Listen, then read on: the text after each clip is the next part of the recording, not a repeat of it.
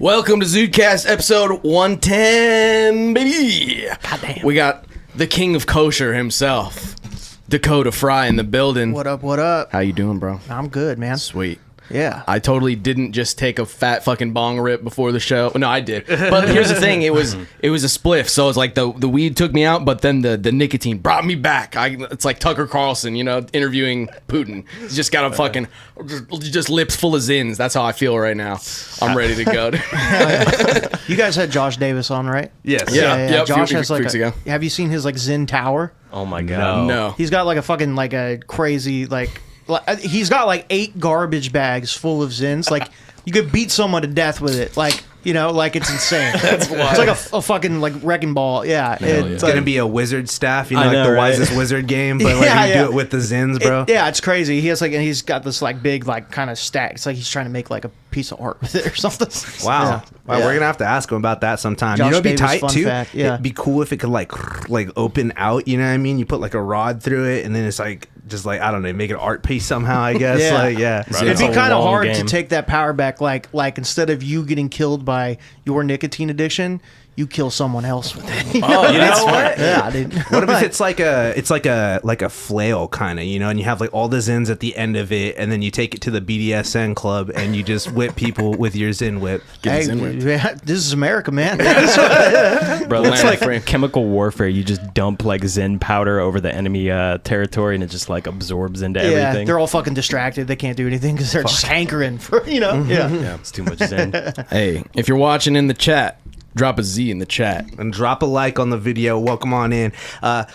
Thanks for coming on by Yeah, too, man. yeah. So you're a stand-up comedian and a musician as well. Yep, that's right. Yep.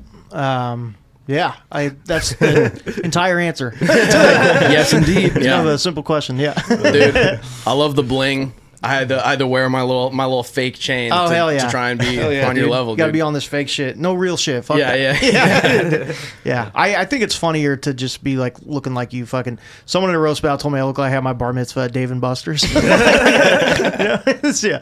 Yeah. There's something about like the kind of just like cheap crookedness of it that I find appealing. Yeah. It's like, yeah, that's my vibe, dude. I love a fake chain. I got a green neck. Hell yeah, dude. Yeah. Yeah. I'm fucking wiping ogre slime off my shit all the time. Yeah, fuck yeah. Dude, yeah, I saw you a few times, at dude, I fucking Fox and Goose, bro. The pub, dude. I was at that show. Okay. It was funny because like the other headliner, Bobby Emoto, was like talking shit at me. He's like, I bet you're in like 10 bands. You bet you're like whatever. He was like picking on me, and he's like, I bet you're like a drummer for the other band. And I was like, dude, you're so close. And then like my other homie was also in the audience who actually is like a drummer in hella bands. I do remember that now. That was you. He was picking out. Yeah. Yep. Yeah. He went ape shit about the rug. Yeah, he moved the whole rug. That was such a janky fucking setup for a stand-up. It was pretty weird. But you work with what you got. Yeah, no. Yeah. Hey man, that's you know what? I know they do music there every once in a while. I'm like, I'll go play some annoying jazz fusion in a brunch spot. Yeah, Let's go. that was a lot better than I expected it to go. Because like I'm like, all right, I'm doing a set at like a fancy, like you said, like a brunch restaurant, and it's just like I scope out the vibe and like the people and then what the place looks like. I'm like, oh no, like they're not gonna like me, And then it's just like a lot of the time I like surprise myself where it's like I'm like the kind of where I really think I'm gonna do bad ends up being like fine, Right. And then you do that enough to where it's like, oh wow, I did really good. I thought I was gonna bomb, and then eventually you get like kind of that confidence where like last time I ate shit pretty bad was like when I did like a show with like a lot of old people and in Galt, It was like a bunch of dude that was so, and I like had it was pretty mid, but like, I mean, for what the room was and for like what everyone else got, I did okay. But like to me, like my standards is like, if I don't crush, then I fucking ate it. You know what I mean? If you're not first, you're last. Yeah. If it's just like I had an okay set, I'm like, you're a piece of shit, But this guy was like, total, like, he's got, one of those, like, shirts that, something just like, if you don't like America, suck my dick and get the fuck out. You know what I mean? He's got a big old Duck Dynasty beard and just like the most just fucking, just old gray weathered. He's got that mechanic sunburn. Yeah. You know what I'm talking about? That specific, like, tone of white. Like, that dude's Bakersfield white. You know what I mean? The, like, where the left side of your face is cooked from the sun from sitting in a truck. Yeah, no, exactly. Yeah, it's like unevenly burned. Yeah. But so this dude is just like such a fucking macho, like American dude or whatever. And I just like set up the joke, and I'm just like, I'm already bombing kind of, and I'm just like, anyone seen Brokeback Mountain? And he's just like, oh no, and he like buries his face in his hand, like he was like, God damn it, you know what I mean? Like he's so fucking just bummed out. He's like, I got 10 more minutes of this fucking guy, So that like made my night, and I just started laughing so hard. I got so sidetracked. I was like, that was like the funniest thing ever.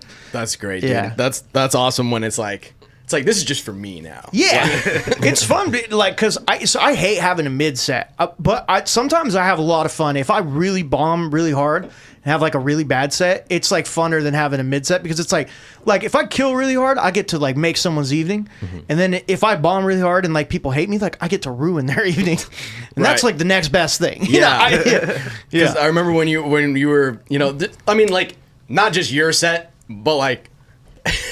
At Fox and Goose, there was just like a table of just like old white people just like sitting, like had no idea that there was probably about to be a stand-up comedy show. Yeah. Or I don't know if anyone did the like show of hands of how many people knew this was gonna be a stand-up show or not. They got fucking like blindsided. Yeah, they were just like, it was like clearly a group of people who probably haven't seen each other in years. They're like, they're like, oh Jim, oh it's great to see you again, buddy. How's the boat, Dan? That type of shit. Yeah, and then just eating corned beef or whatever. Yeah, dude.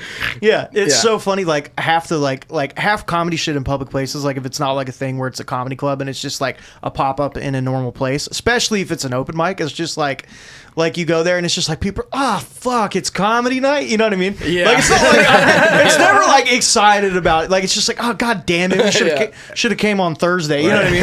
Yeah. You just gotta listen to some dude like talk about that. He's a vampire.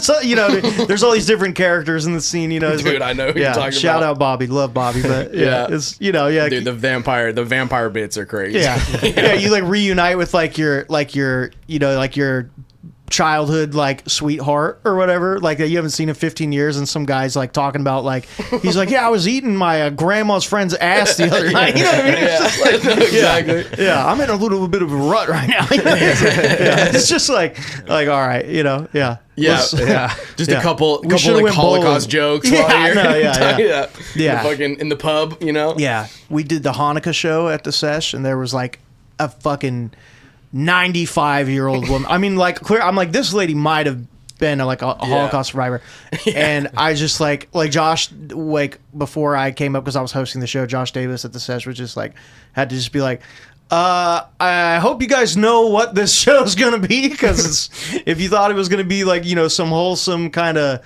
thing, it's not gonna be that. It's just like a night of absolute debauchery. Yeah, but she loved it. She's cracking. I mean, like, old Jews have great senses of humor. Right. So yeah, notoriously so. Right. You have to. Right. You got to, when there's just like a lot of dark shit in history. You got to kind of it's like it's what dark humor.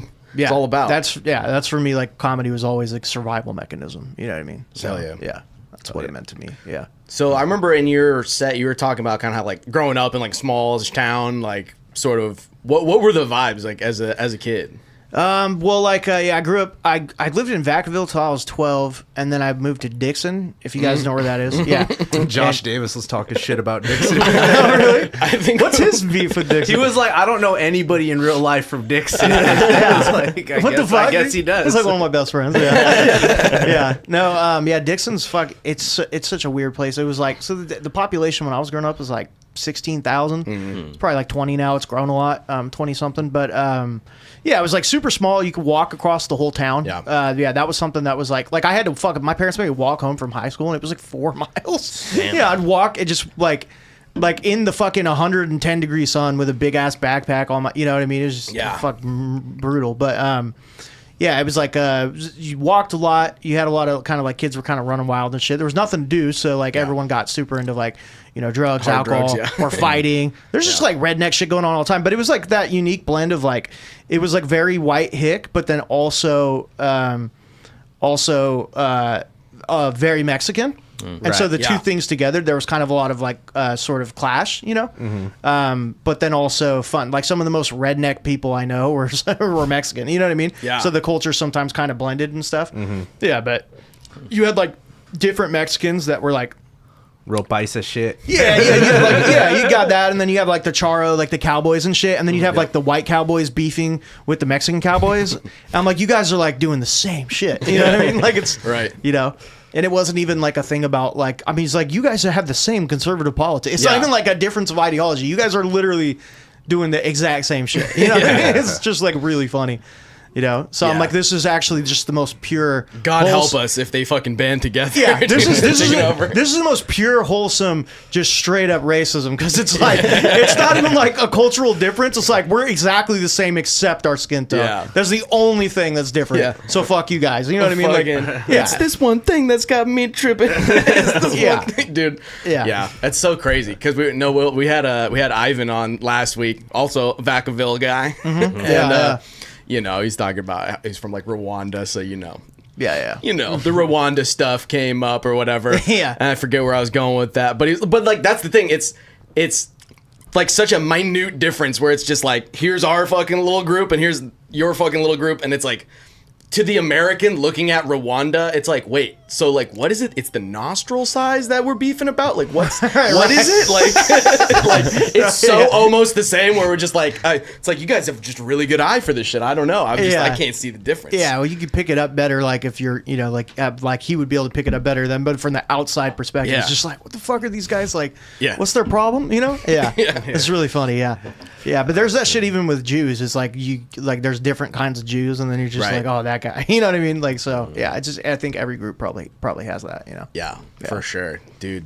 Like small towns in California are very interesting because it's like you just get such a mix of just like the like super liberal and super conservative shit at the same time that I'm like, it kind of it gives you an interesting dynamic sometimes. You're like, this could go any way. Like, I don't know what to expect. When you go to like a major city, when you go to like a whatever, San Francisco or Portland or Seattle or whatever, it's like you pretty much know what to expect. Yeah, but like, dude, me and Josh were I keep bringing up Josh, but we were in San Diego doing stand up and for a couple days, and we were on our way back, and we stopped in Bakersfield because they have a comedy club out there called The Well, and we'd never been there, so we're like, oh, they have an open mic today, so we'll just go drop in and do a set and just like take a look at the club and stuff. And so we did that, and Josh is like, oh yeah, we're in Bakersfield. This is like cowboy shit. This is like conservative California or whatever. So he's like, we ain't doing. He's like, none of that gay shit this time. You know what I mean? Right. We're gonna go do some fucking. You know what I mean? He goes up and he's just like kind of trying to play to them. It was so funny. He just goes up there and is just like, and then just like shits on the town completely, thinking that everybody there that lives there is gonna be like super stoked about like they're like they hate it, or whatever. Yeah. And it's just like everyone's just like super turned off, and it's just right. Like he's like, they should just demolish the shit, turn it into like a big ass Disneyland or something. You know what I mean? It's like, gotta get some revenue in here somehow. Well, dude, this place looks fucked up. I feel like that's every comic that goes to Bakersfield is just like, wow, what a fucking shit. He opens a set by talking mad shit about Bakersfield, and then he just like, it's just like going, he's like, and it's like 3 minutes into it, and he's like, I probably shouldn't have started my set by talking complete shit about your town, but all right. Then he goes into his normal shit. But yeah, again, he's like, we're not doing any of that gay shit tonight. We're not talking about, he's like, and he's just like talking about doing jokes about autism and all this shit, and everyone's like super offended. And then I just go up and like, I'm a big faggot, dude. And it's like, I'm like, I'm bisexual, and everyone's like, woo, super stoked. He's like, what is going on, dude? Wow, dude. It went completely backwards. Completely misread it. So you guys are playing both sides. You can always come out on top. That's brilliant. I just started doing like all my gay jokes. Yeah, fucking bisexual, dude. Yeah. The last time I played a gig in Bakersfield, it was with my band. It was like a like a fundraiser benefit show for the homeless, and it was empty. There was nobody fucking there. yeah. So I don't know. I think they spent all the funds on the band. We're just like, all right, peace out. We're gonna go fucking get hammered at the So Airbnb. you guys just didn't play. You're just like, No, we played. You just played. I think Band they practice. Yeah, it was like a paid work. There was a few people there, but it was not. They had so many fucking tables. They were like doing a whole speech about like, you know, the homeless problems and stuff in Bakersfield, and just like, yeah, nobody was there to raise the funds. Yeah. That gives you an idea. But the small towns in California thing is very interesting because I played another gig in Jackson at this cool little like brunch spot. And it's like right on that main. It's a Jackson. It's got one fucking street basically is the main street, and the place we played at was like super decked out. It's got like all the like LGBT stuff all over, like by like the little stage they have set up. You know, it's like super like they got like a little like Black History Month like memory cards or whatever. You're like, whoa, it's And then like right across the street, you know, it's at least small towns, all they have is like little trinket shops and things like that. That's like their bread and butter. And it's just like right across from that restaurant, you just go into the like an antique store and they just have, let's say lots of World War II memorabilia. Okay. Yeah. Which they had it out. They got the real shit. They got the real shit. Yeah. And I was thinking about it. I was like, is that wrong? I mean, because it was like, you know, like my other homies that I was there with, they're like, oh yeah, this store's got all the fucking Nazi stuff. But you didn't know if it's like, are they just really avid collectors, or are they That's like what I'm saying. really into this shit? And you know, That's what I'm saying. Well, because but I was like, really? I went in, I looked, and I was like, dude, I see a French bayonet, I see a British helmet, I see American this and that, and then I see a German armband. Probably, I don't know. It's like $100. And it's like, yeah, I don't know. It's like, what, you know, I mean, what are you supposed to do? Just like, hell yeah, I'd buy it, dude. Scare off the solar panel salesman. yeah, exactly, dude. That's a good tactic, actually. Fucking, but you know, I was like, it's not like the money goes to Hitler. Like, I don't know. It's like, it's just a fucking. It gets wired right to Argentina. Dude. He's mad chilling. The dude's 117. Do you think there's any truth to that? No, it's fucking. Part of me just wants it to be true. I do. Conspiracies. That's the appeal. Is like, for one, I'm like, conspiracies is like, man, that'd just be so fucking. It'd be so sick. Yeah, right. If shit was this convoluted and crazy, it would be so tight. Awesome. It would be so funny. You just but I think want... almost all of them are just incredibly stupid. Yeah. You know. Yeah. I mean, there definitely were Nazis that did go to Argentina that are chilling out and stuff, but Hitler I don't think was Hitler not. did. No, he's definitely not one. Well, the Russian, there's a thing that they don't think that he shot himself. They think that the Russians took him and like killed him themselves because the Russians found him and we didn't find him, so there's not a body, you know. Yeah, but yeah, they just held him in a dungeon and just fucked his ass for 80 years. Daily ball flattenings. Doing fucking experiments on him and shit. That'd be sick, dude. That would be cool. They should have filmed that. Yeah. I'd watch that torture on TV.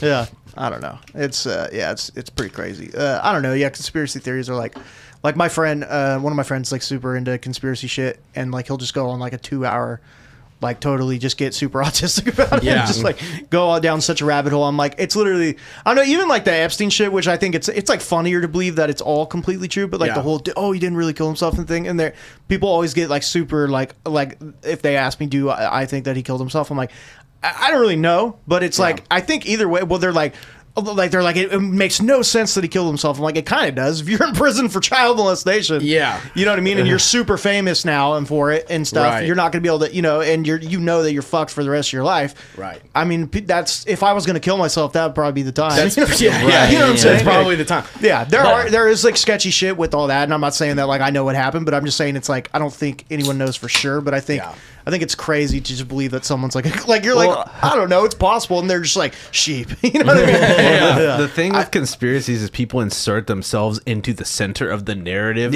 all the time, and it's like nobody gives a fuck about you, dog. And like there's people that are like, I'm receiving transmissions from the Galactic Federation, and they're telling me that Donald Trump is gonna fucking pull up with the AR at the fucking White House, and it's like, and it's like all the shit with Hillary Clinton, like all the crazy Clinton conspiracies. Like I feel like that was just so bad because it's like then you get the I mean, Hillary Clinton sucks. I'm not defending Hillary Clinton, but I'm like, it's like people. I'm like, why can't we just say that like she's a piece of shit for like normal reasons? We don't have to say that she's like a reptile, alien, vampire thing that's like sucking the blood of children. I'm just like it's not that deep. She just sucks, and it's like that kind of shit distracts from. It's like then people like feel like then they think that all the criticism about her is like lunacy and shit. So it's like you can't. I'm like, no, there's like enough normal shit she's done that we could be like, absolutely not. Get the fuck out of here. You know, and that's where it's like a double conspiracy where it's like, well, then the CIA is out seeding all these fucking things about her being a reptile and shit to distract you from the real, like, the war crimes and what she did to, like, Libya and Gaddafi and all that shit. Where it's just like, it's double layered. It's double stuffed Oreo of conspiracies. What are you saying? Well, it's all just like, I was gonna say, it's all just like modern mythology. Like, it's our version of, like,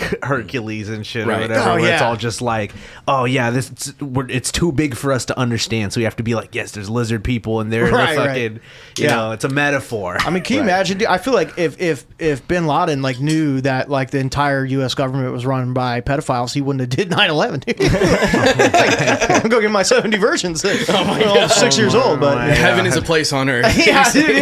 No, I was like, I mean, dude was a fucking was a sexual deviant. Is like he'd probably just be like, he's like, actually, I got it all wrong about these Americans. It's pretty chill over there. You know what I mean? It's so fun. It's so funny with the Bin Laden stuff where it like recently all of the. It was like like Bin Laden's letter to America that he wrote in like 2000 something, you know, just like his list of grievances with America, and then people on TikTok are reading that like, dude, Bin Laden was sick. Like, like he was a good guy. Yeah, dude. Yeah, he's like talking. He's like, "There's no health care," or whatever. You know. Like, well, bro, they canceled the Cleveland show. That was his list. Yeah, dude. That was like number 4. Bro, it's like, I mean, we just saw Dune, and I was like, bro, we lived through all this shit. I was like, we lived through the fucking, it's like war in the Middle East, basically the same fucking shit as Dune. Like, they just put some sandworms in there, and we're like, this is this is some different shit. They're just they're really just camels, you know. It's really just that's what I mean. When they started riding on the worms, I was like, holy shit, dude. Fucking maybe that's the conspiracy. They're like, quick, what franchise can we bring back to distract the masses? We have to give people like Dune lore so they stop thinking about the real life lore about the reptilians and all that shit. You know what I mean? They gotta know about the Paul Muad'Dib and I'm getting invested into it now. Did you guys know about Bin Laden's computer? I've heard there's always the meme template where they're like, never forget this was on Bin Laden's computer, and it's just some random picture that's wild as fuck. I do a bit about it, but so all right, Bin Laden, when they found his computer and they killed him, dude, he's got hella porn, like old vintage porn, you know, like classy shit, you know, like Bush. Full Bush. Exactly. 70s Bush. Oh, dude. Yeah. He's like, I love Bush actually. Right. He's like, to think I made this man my enemy. No, he's got all this vintage porn, and then he's got fucking movie selection, wild. Ice Age, Chicken Little, dude. He's got fucking ants. It is Woody Allen's ants. Yeah, dude. He's got all these kids movies. He's got fucking Counter Strike. Played hell Counter Strike. Like they were like tracking how many hours of Counter Strike you ever played. So you know, like Ben Laden, just training. You don't say you can't play online, right? I think he definitely played online. Ben Laden with the headset. He got a VPN on, some Scottish kid calling Bin Laden the N-word for camping. You know, it's like it was like no. And then he had the Charlie Bit My Finger video. Oh my god! Downloaded, dude, to his fucking hard drive. Awesome. Yeah, because it's like he has it downloaded, so it's like even if his fucking cave internet goes out, he could still watch it. Like that's how much he was. Well, fucking stoked on that. You know what I mean? He's a meme lord, bro. He has the memes in case of emergency memes, bro. Yeah, he's like, what if I lose internet connection? I gotta be able to throw this one back. You know, it's crazy. That's like probably his prized possession. But that's crazy. Crazy stuff, man. I wish we could talk to him now. Yeah, he'd be a good interview, dude. That'd be a crazy. If interview. He was around, Sean Penn would be interviewing him. Dude, that would be, yeah, like for sure. Yeah. Dude, he could get if anyone could get one. How tall was Bin Laden? Wasn't he hella tall? I don't know. I thought he was hella tall. I'll say over 6 foot. Yeah. Yeah. We need to. Jamie, look this up. I was talking about one of my my ideas or whatever. Damn, 6'5", bro. Damn, that's a Bin tall Laden. terrorist, bro. Yeah, like fucking how many kids? Like 30. I Oh think. yeah, dude. Bro was fucking. Yeah. It's pull it up children real quick. 20 through to 26. 20 to 26. Yeah, it's very Roughly. He's like, nah, bitch, that one's not mine. yeah, roughly. Disputed. It's like when they're like, what does it say? Every American has like 3.5 children or whatever. They're like the average household has 3.5 children. It's like, how the fuck does that work? Yeah, dude, it's he was plowing. Dude, that dude was busting nuts. Wonder what those kids are up to now. Like, imagine them, trying to become like westernized and go to like a foreign school or whatever. Dude, they are. Well, the Wasn't there's one a of his bunch like of a them that are- reporter yeah, or yeah. something? A Like, bunch of them are his- super successful. his like niece. Well, I mean, he was like a super rich family. Yeah. Like they were like billionaires basically. That's what. Yeah, that's and he was like a total wet blanket. That's what was funny is that like his all of his siblings were like, dude, Ben's a fucking buzzkill. Yeah. Osama needs to chill the fuck out, dude. All of his other family were just like, let's go to Bahrain and fuck whores. It's like, Yeah. And Osama was like, that's not very halal. Or whatever, That's fucking crazy, dude. Because Yeah. well, that was sounds the like funny the thing. autism was real with Bin Laden. Yeah. Oh, He just definitely, couldn't let dude. it go, dude. Yeah, was too into. That's what he got, dude. Just when people get autistic for religion, that's when it gets gnarly. Yeah. That's fair. That's yeah, fair. yeah. It's a deadly combination. Fucking that is a good. I think a lot of like high-ranking religious people are just deeply autistic. Like they have to for be- sure, dude. Yeah. Yeah. I think, dude, what's funny about the Bin Laden thing is that because he had his whole list of grievances right in this letter to America, and it's like.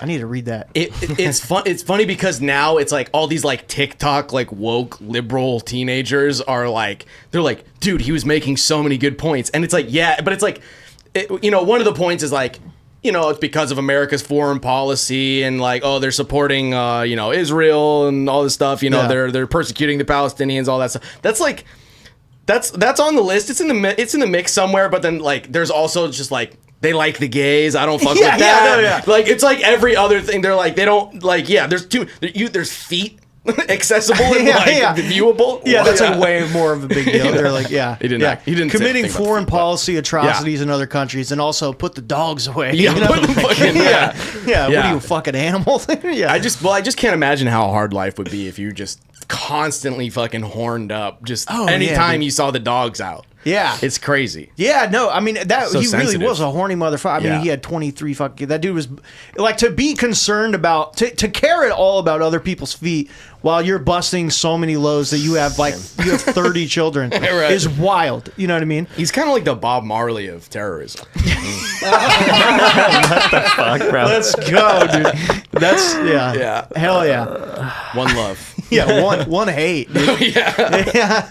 Oh shit. That is sick. So going back to autistically religious, what's your favorite piece of Jewish lore that you can tell us about? Favorite piece of Jewish lore? Mm-hmm. Oh shit. Well, I mean, it's not really an original idea because like people have already riffed on this, but I do love the whole like Abraham like the whole God telling Abraham to kill his son thing and being like psych. You guys know, right? That story. The very last second, he's like, just kidding. I was testing you. My Yeah, bad. it's so funny. Yeah. That one to me is just like it's like hilarious. That's why I think like biblical literalism is so hilarious to me. Like people who I like I actually am like religious, but like in my own way, But like that's what I think is cool about Judaism is that it's like a lot of it is about kind of like it's a lot more open, within certain sects for interpretation. Right. Yeah, and it's a lot more about like if I be at like synagogue and stuff, the rabbi's like a lot more, he'd be like a lot more chill with like, well, what does this mean to you? How can you apply this to your life to make it make sense in a way and stuff? And it's like way more philosophical. You know what I mean? Right. Whereas then there's some people who it's like when you know, like really orthodox or really super conservative people, it's like it's very, very like it says this, therefore this, very literal by the book and shit like that. And I think it's like when you get, I was like, the fucking caveman wrote this shit. You know what I mean? Right. Yeah, it's like this is like we should not be. You know what I mean? I'm hoping that like all the shit I believe in right now is going to be looked at as bullshit in 2,000 years. Right. That's how society should be, right? But God, that guy was a nut job. You know what I mean? Like all like everything that I think is morally right and smart now should be looked at as total like a crock of shit. And that's how evolution works. Right. You know what I'm saying? So we want the next generation to be smarter than us and think that all of our shit is whack and stupid. Right, like the ancient Greeks thought that. Not my shit. My shit's gonna be tight forever. my shit's about to be hard, bro. All the time. Yeah. Like the Greeks thought that like all the gods lived on Mount Olympus because they did not have the technology to climb a mountain. Right. No, without exactly. fucking dying. Yeah, and then once now you can get up there, and now you're There's like, like, oh, there's shit, nothing they're up not, here. They're Yeah. not here. Yeah. And you're like, I'm God now. Yeah. I climbed God's mountain, therefore That I'm sucks. God. Well, and then it's like that sucks because then what? Then it's just like, sorry, all your lore is just bullshit now, dude. So it's just like that was their conspiracy well, theories. then if your identity is way too wrapped into that and being literal and being everything 100%, then if you lose that, you're crushed. Like your soul is gone. Like as a human being, you're like an empty shell. So you can't just put like all your shit into that into one toilet. So, you know, Shit in multiple toilets gotta and not shit, flush any of them Yeah, so that dude. they're nice Gotta be and clogging. they're brewing, you know what I mean, bro? Yeah. That's what it's all about. Hell yeah. Fucking well, because the older a religion is, the more like room for interpretation that there is. Like old school Old Testament shit and like some New Testament shit. A lot of that shit's wasn't even written down at all at first for hundreds of years maybe until someone was like, all right, let me write this down, and it's been retranslated a million fucking times. Not as much with like the Quran, like it was like 600 AD or whatever, and it was like I think it was already just like written in Arabic. Like it's a lot they have a lot more like the OG lore just like easily accessible, and then you get up to like Mormons and you're like, dude, this was like a 14-year-old kid was like, I found the fucking golden place in my backyard. That's It's, Mormonism's like the Willy Wonka of like religions, bro. It's just, I got the golden ticket. That shit rocks, dude. To heaven. Yeah, no, Joseph Smith's fucking is just the man, dude. Like just being able to create like a fucking religion like when there was already electricity. Yeah, right. I don't even know if that's completely accurate, but I'm like it wasn't very far Just off. about. I mean, it was like mid 1800s, so like it was in talks. At least, there was like the Industrial Revolution was happening, right? There's trains. Yeah, exactly. Yeah. They felt the same way about like trains and factories as we do about AI, and they're like, fuck, time to start a cult. Like, you know, like, no, 100%. Yeah, we're all doing the same shit. Like every generation it's literally we're all doing the exact same shit as the one before us, but we just have like a different context, like a different like it might be like a difference like in specificness. Can't say the fucking real word, but specificity. There you go. But it's all the same shit, dude. I know we're kind of in like a third great awakening because there's the one in like the 1500s and then there's the one in like the 1800s, and it's really is just like all big technological change gets people being like, damn, this shit's scary. Like I need to talk to God real quick. Shit's interesting. That's kind of weird that you talk about that because the Great Awakening has been like popping back up frequently over the last like 3, 4, 5 years, but then like AI happened and it kind of really is just like a new like equalizer for like everything, culture and like art and tech and everything. So it's kind of weird. The deep fakes have gotten really fucking good, especially on the porn front. But just in all aspects. One of my favorite AI images is Oscar the Grouch. Oscar the Grouch smashing fucking out Taylor Swift. On the dumpster, bro. I'm like, go. Yeah, that was way better. Shout out Toby Gomez. He showed me that. Oh yeah, if he's listening, man. Like the Taylor Swift. That's leading to like legislation. They're like, once you bring Taylor Swift into it, this shit's over now. The sacred white girl has spoken on this one. Yeah, Oscar fucked the wrong bitch.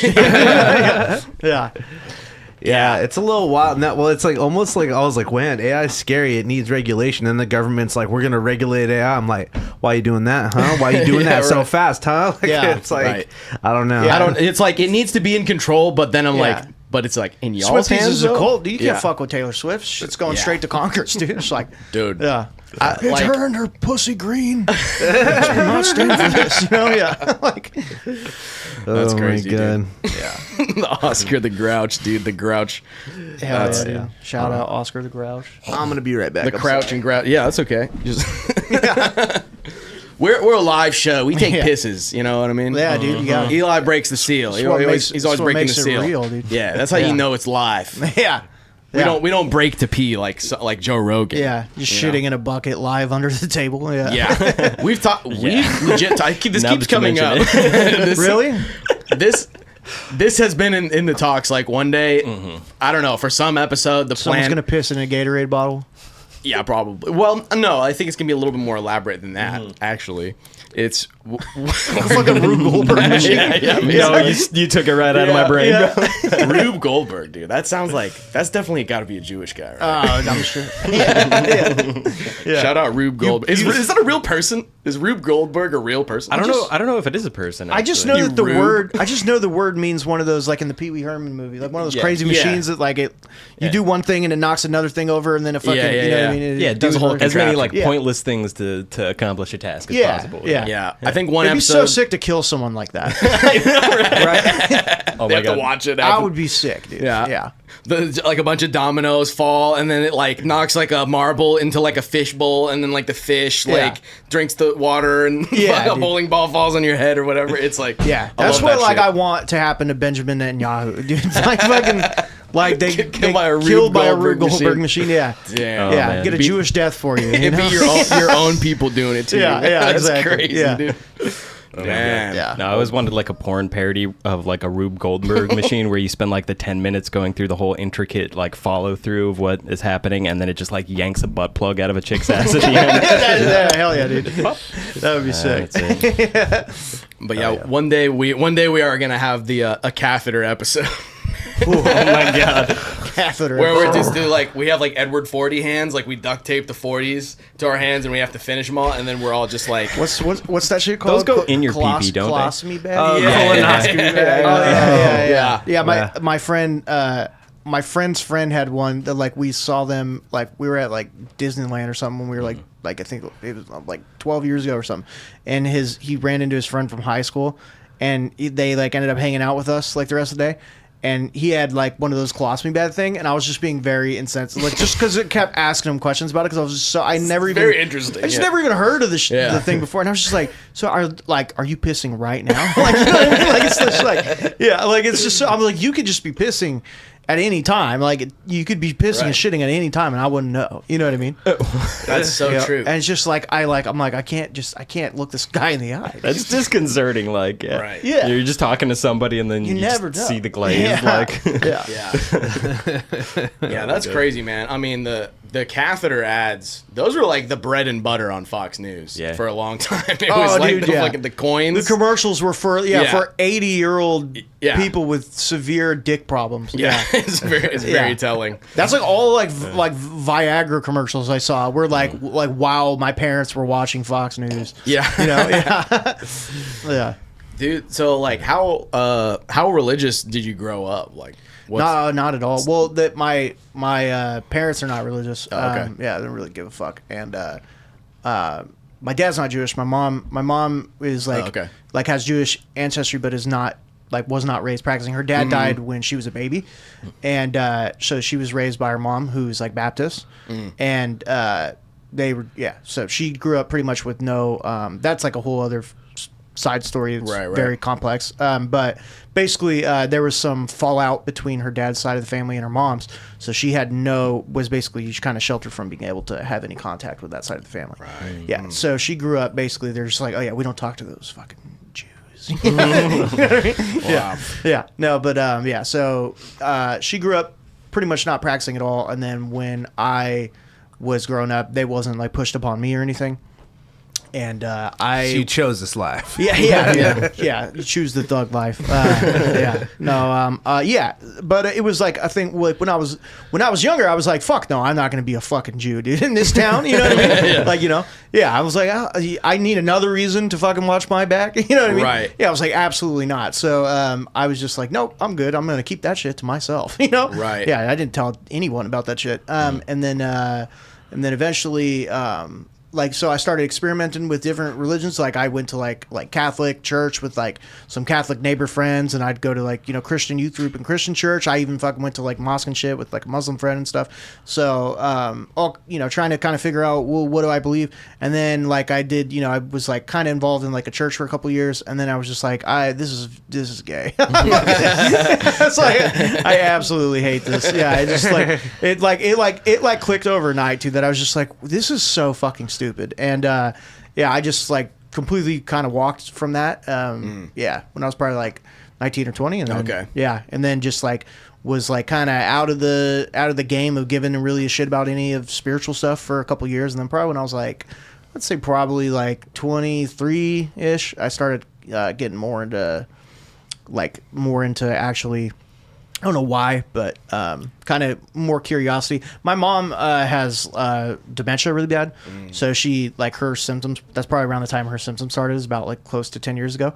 Obviously, got way worse over time. But I think like knowing that my mom's brain was kind of deteriorating made me want to like find and connect with stuff, like almost like connect with the past that she didn't get to connect with, and sort of like almost grow close to her through that. You know what I'm saying? Right. And kind of like live a sort of life that was kind of taken from her in a very to me fucked up way. Right. Yeah. So that's what kind of like really I feel like subconsciously was motivating it. And then I just kind of fell in love with it, and it made really a lot of sense for my worldview and my morals and like how I operate and shit. And a lot of shit clicked, so it just made sense, and it became like a really like identifying like attribute to my personality. So yeah.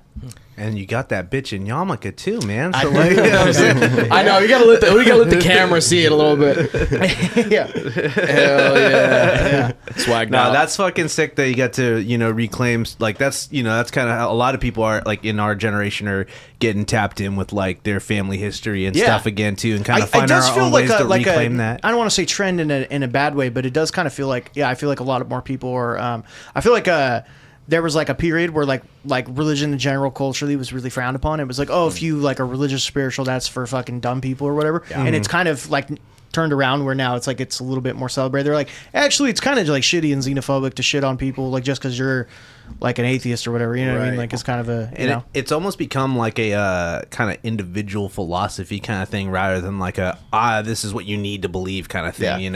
Everybody's kind of like not weaponizing but utilizing their own beliefs to encourage themselves first and foremost. Exactly. And that's the thing, is it's about me. It's not about other people, about trying to push my shit on other people. And that's why I like that's one of the things I love about Judaism too, is like it's like one of the religions is like we don't give a fuck about trying to, it's the opposite. Like we don't, like the Jewish religion doesn't want people like if you do a conversion process, it's like they're trying to get you to talk you out of it, kind of. You know what I mean? And it's like, you sure you want to be this? You know, like, you got to deal with all this fucking spiritual baggage. You know what I mean? Mm-hmm. So it's like, I think it's really cool. It's like, sort of like, it's not about trying to, it's not like Jehovah's. You're not going to have Jews knocking on your door asking if you've heard the good word about God forcing you to kill your son. You know what I mean? That was my upbringing, bro. I was no birthdays, no holidays. You're Jehovah's Witness? Yep. Oh my God, dude. Yeah. My parents let me one of the first fucking, and I mean, this gave a lot of, this was the domino that started to kick it off. They let us trick or treat inside the house one year. And so my mom was in one room, and my dad was in the other, and they let us trick or treat between the two rooms. Hell yeah. And that was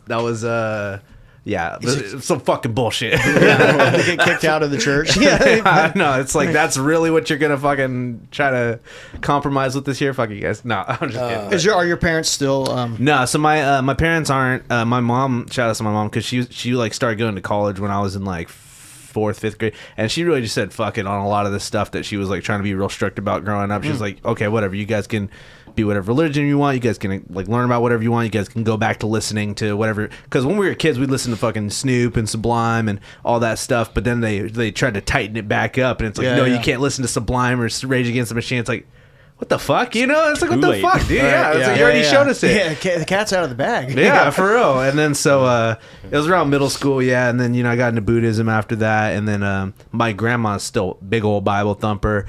She actually got interviewed by all the other Jehovah's Witnesses because they're like, damn, you're killing it as a JW. So, dude, hell yeah. Yeah, so I'm like, it's so funny how they embrace competition, because it's like, doesn't they believe that only like there's like, oh yeah, like 200 guys getting to heaven, everyone else. I'm like, why do you want more? It's like a 147,000. You know what I mean? You're like, you're about to lose your spot to somebody that you brought in. You know, is it 147,000? That ain't shit, bro. That's what I'm saying. Like, nobody's getting up there. Versus how many Jehovah's Witnesses are there? There's millions. Well, they got to build a fucking wall around the thing.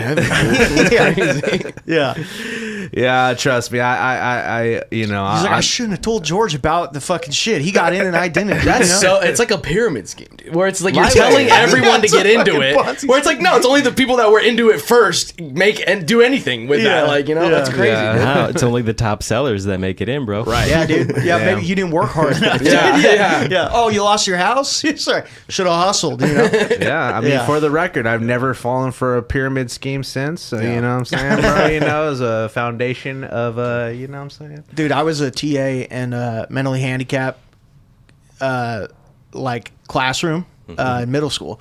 Because I got kicked out of every science class. They ran out of science classes to have me in. That like I was blacklisted from taking science. Like every teacher fucking because I got in trouble a lot when I was in school and stuff, like fucking around. But like I hated science, and it was like the most boring, I don't give a fuck shit. Yeah. So I just always ended up getting myself thrown out of the class. But so they put me in that. But I feel like I actually I'm retarded in that they tricked me that I was like one of the teacher's assistants, but like really I was one of the students. But they're like, if he knows he's retarded, he's gonna like. It's not going to be good. He's going to like, don't worry, you're not one of them. He's going to abuse the power. You know what I mean? Yeah, it's like we can't let him like think he could get away with this shit that he does. You know, but so I don't know. But I was I was a teacher's assistant. There was a kid named Jeremiah, and he was like a Jehovah's Witness. And he had like the violent autism. Oh, you know what I mean? Like the autism. I know about it. Yeah, the autism, dude. Yeah, no, straight up. Yeah, he had that straight up WWF autism. Dude. So he fucking and like it would be like some shit where like I'm like 13 years old, dude, and I'm having to like try to restrain dude. He was like 6'4", like he was a giant kid. And he's so strong, and he would like attack like the female teachers and shit like that, and throw shit, and like launching chairs and stuff. We'd all have to like we'd fucking tackle him and hold him down and shit. And they're like to go to grab him, and I'm just like 13 years old. I'm like, this is so inappropriate. I should not be here. You have to like give him an injection in his ass. Yeah, dude. It was like, we're gonna fucking choke him out, get him to go to sleep. Yeah, it was fucking crazy. But like he was Jehovah's Witness, and so he had the power of God and anime on his side. Yeah, exactly, dude. Yeah, but his mom, like we would throw a party for the class, and then he'd be chill or whatever. And his mom one time found out that there was like a party, because I guess they didn't like, I don't know if they understood that he was Jehovah's Witness. It was like a party for another student, and they were having cake, like a birthday. And he's all fucking stoked, and his mom they hate that. Yeah, his mom storms into the class and like rips the cake from his hands and like fucking drags him out of the class, and he fucking elbowed her in the face, dude. He started going crazy and threw the garbage can and shit was going. Yeah, I'm just like so pissed off. And then his mom was just like jumped on his back and just yanked him out of the classroom. And I was just like, dude, that is so fucked up. I was like, his life is, I mean, he's already retarded. Don't rip a fucking cake from a retarded guy's hands, dude. That's so mean. I was like, the meanest shit I've ever heard. I'm like, just because you're a Jehovah's Witness, yeah. So that's like what made me be like hella salty. I'm like, dude, this is like the worst religion, dude. This was like a little bit after 9/11. And I was like, this is way worse. We should go to Rome. We should bomb the Jehovah's Witnesses, dude. You know? Yeah. You're like, Siri, do they have fucking birthdays in Islam? Yeah, exactly. I'm like, I don't think the jihadis are fucking coming for our. I know they let you have ice cream, dude. They let you have your one day a year. Yeah, dude, exactly. Yeah, oh my God. I never understood the hate for the birthdays. I don't know. Here's my thing. Like I said, we got out. We got out early because here's the thing. My family's from LA, so here's the thing. You guys got paroled. We got parole. It was really more of a trying to keep us out of trouble thing, I feel like, than it was a actually being super duper religious. Because half my family, I feel like half of us, total Zudes.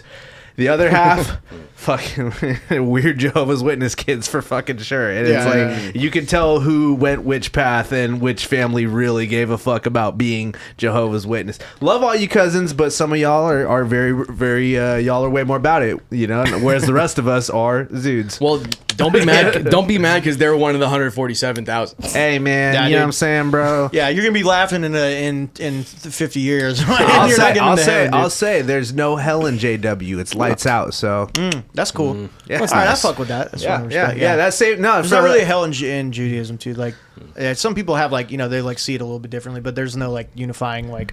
Well, hell, you know, fire and brimstone and hell bullshit. Right. Hell really that's like only some Catholic shit. It really only came Catholic from shit. Dante's Inferno too. Dante's Inferno actually, even though it was a criticism of the church and hell politics at the time, it like fueled the fires of being like, see, there is a hell, and that's what hell's like if you fuck up. Whereas that book says like specific satire. The Revelations shit in the New Testament Bible, like the Christian Bible, is just like some dude having like the craziest acid trip. Yeah. Like, right. You know, for sure. He probably had some like fucking horse disease, like something was tripping balls. You know what I mean? There's a whole thing where they say like that specific chapter is actually very specific just about how like government was operating at the time and shit too. Yeah. And it's like the 3-headed snake is really like the 3 heads of the government type shit. That's Obama, dude.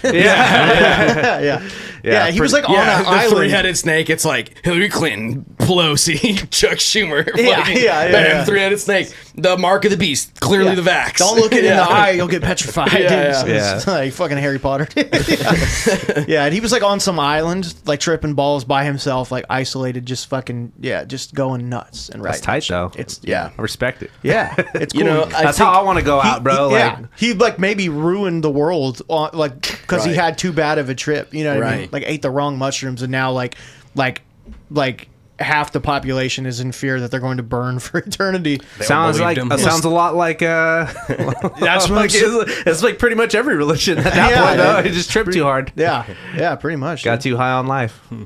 You know, a lot of the I don't know, there's so much stuff about ancient religions and like their use of psychedelics or whatever, and like even with like in the Old Testament with it's like manna from heaven or whatever. Eating cow shit mushrooms, bro. Yeah. Let's go, dude. bro. Oh yeah, tons of it. Yeah. Like the like saving your virginity. It's like all the people that wrote the shit. It's just like they're like, no, I want all the pussy. Like I don't want you soiling my. You know, like I get to fuck everyone, but you can't fuck anybody. You know what I mean? It was a Stone Age quest for pussy. Yeah, no, exactly. This is the only way I can lock it down. Yeah, we need to trick them into fucking. You know, right? Yeah, it's either that or we're gonna have to beat each other to death with a rock. See who fucking lives longer. Because there was no Maury back then. Like there was no paternity Judge Mathis, test. dude. Right. Yeah. So they're like you had to know, like with the hymen, you had to know that like this is like that you weren't sold like a bad deal. Like because it's like it's a very like a business transaction back in the day where it's like and I get like the father's side of the family gives you like the 10 calves or whatever, and I want good shit, dude. Don't give me any ran through cave pussy. Right. Like, come on. Yeah, dude. Oh my god. Yeah. Oh fuck. That's crazy. Fucking, man, no, dude. I think they were all just on so many fucking drugs, but like, and it might be like you said. He might have ruined history by like creating all this imagery of the fire and brimstone stuff that we know as hell. But I'm like, without that though, I mean, like, that's probably caused like so much death and destruction and war and chaos. There are probably some people that only behave because of that. Right. Is that where you're it's going? It's a pretty big motivator. Right. But like at the same time, like none of the cool shit would exist if those passages were not written. You wouldn't have Doom. No Star Wars. You wouldn't have Star Wars. Yeah, you wouldn't have true. fucking like anything that's like demons. Like Diablo. Yeah. Say goodbye, nerds. Like all nerd shit is gone. Like if we wouldn't no have Slayer, bro. Yeah. No. Dude, okay. Actually, I'm pro hell now. Yeah. No Slayer. Dude. Someone had to set it up so that in the 1980s. I do think about a lot, like like my idea about heaven, and there's like some different like religious scholars, not just Jewish, but like even like there's like a Catholic religious scholar that kind of I think think is pretty cool. But like they'll talk about like heaven, like there's like not in the Bible where they're like, oh yeah, you go to this place called heaven. There's this place called heaven. It's in the sky. You die and then you float up there, and then like the very kind of like like American Christian version of that. I'm like, where does it say this? Like it's not in here. But it's supposed to be like when he's like, something about like Earth being restored as it was in Eden. It's like, oh yeah, so it's basically it's like supposed to be more of like a perfect Earth. Like, oh yeah, what if like, okay, it's like Earth, but no war, no bullshit, no disease, no like everything is super chill. Everyone is like doing coke off each other's boners and like, but it's not bad for your health. You know what I mean? Wait, so you're saying God's gonna drop Earth too? yeah, exactly. Yeah, just gonna drop a fire fucking sequel to Earth. Yeah, but yeah, it's like Babe, wake up, Planet Nibiru just dropped. yeah, it's like Earth without all the bullshit and everyone's super chill. There's no beef, there's no war, that you're not sick and blah blah blah. And like you could kind of like theorize that it's like, oh, okay, that's like, what if we had the technology to get rid of all disease, and we had the technology to like make everything super chill, to end hunger, no one is hungry, no one has a reason to fight, and then also everyone's super chill and getting along, and we're just all fucking raging, dude. We're just having a good time. You know what I mean? That's supposed to be like, there's like, we didn't let the planet get ruined from climate change and shit. We fixed it. So it's like the idea of hell to me is like, that's like the version of the planet that we completely fucked and destroyed. Like, you know what I mean? Like Mad Max Fury Road. Yeah, exactly. So it's like, to me, that's kind of what, but either way, you're doing coke off of boners at the end of the day. Exactly. It's just one is like super fun and consensual, and the other is not. It's like horseshoe theory. It all comes back around where you're going to heaven, and it just comes down to going time coke off. You're like, I know this boner coke is laced with fentanyl, but I have to take it. It sucks. Yeah, I'm trying to remember where I was going with that, but it's basically like that. Like the idea. I mean, it's like all that shit really kind of came from nowhere. But I do think there's part of me that I'll be thinking like, yeah, dude, that sounds super chill, and then I'm also like, heaven sounds fucking boring.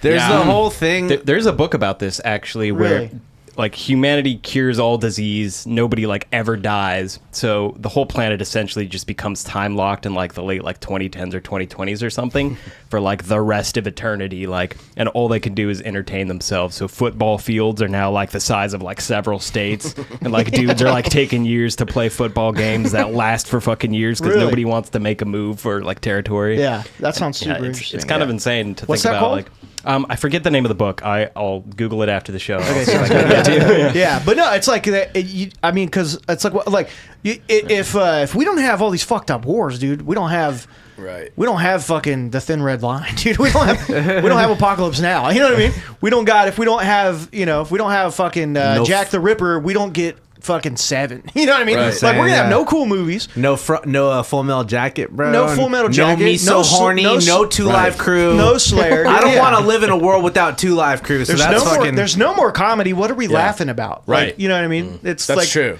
What's funny, because all comedy, and I don't care what people say, all comedy comes at someone or something's expense. Yeah. In some way, you know what I mean? Like, obviously some more nefarious or some more crazy than others, but like, what do you like? It would suck ass. If you're immortal, you could think of every joke ever, right? Yeah. Like for all of history, you could just think of every joke to ever exist. We ran out of shit, right? You know.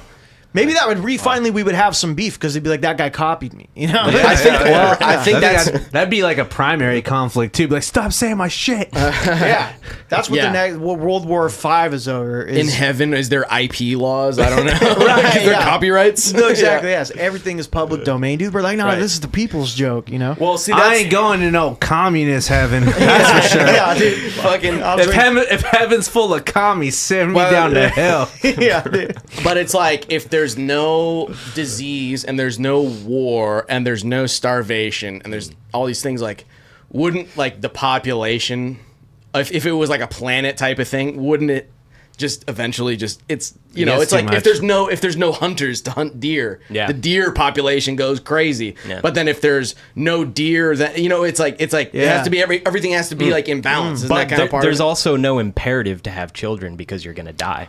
Well, that's true. Yeah.